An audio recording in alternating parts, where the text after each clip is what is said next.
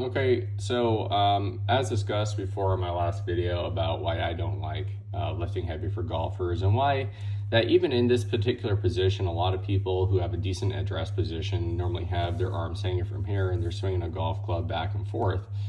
Now we have to pay attention to this fulcrum point right here, which is what's called the lumbosacral junction, okay? And the further away the center of mass gets from that particular junction, there is significantly more stress on the lumbosacral discs are considerable, okay? And so we will look at P as a partial center of gravity right here, where a lot of this is basically the lever system right here, and here's the fulcrum point, okay? Now, a lot of people don't realize that even just to lift a 10 kilogram weight, and this with knees flexed and the trunk vertical, the force exerted onto S1 on the spinal muscles is up to 141 kilograms. So there is a significant increase in how much stress is on the lumbar spine, and that's only with 10 kilograms, okay? Now, luckily enough, our entire spine has this sort of ecosystem of energy dispersion, which is called the tensegrity principle in mechanical engineering, which is mostly known how structures disperse energy correctly. So we're already swinging the golf club a hell of a lot this way. It's creating shear force, which is causing a lot of some micro tears in this disc, and that may cause that disc to protrude with the nucleus in between. About 75% of our stress and the pressure actually goes into the liquid, only 25% in the annulus or the annular rings, which is this white membrane over here, okay? So when we're talking about gravity lines and stuff like this in soma training, and soma training, LDOA, and soma therapy is heavily based on the fascial anatomy as well as the biomechanical stressors and the geometry of the body, okay?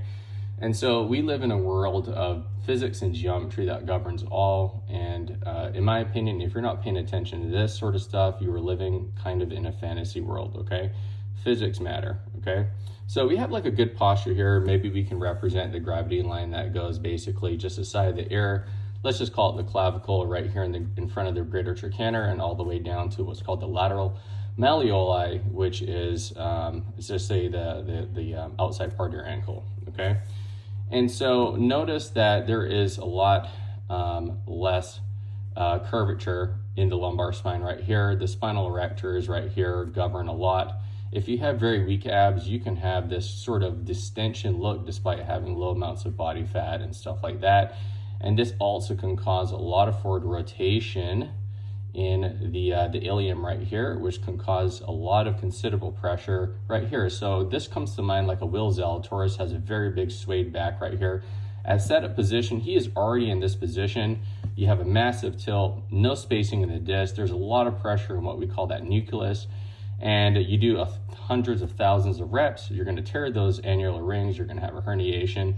So the end game is structural balance right here, where you have this guy stacked really well on top of each other.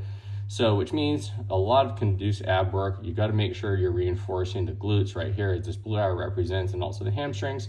Hopefully some of this was helpful, and more to come. And that's what I mean when I talk about the gravity line and why I don't like lifting heavy for golfers.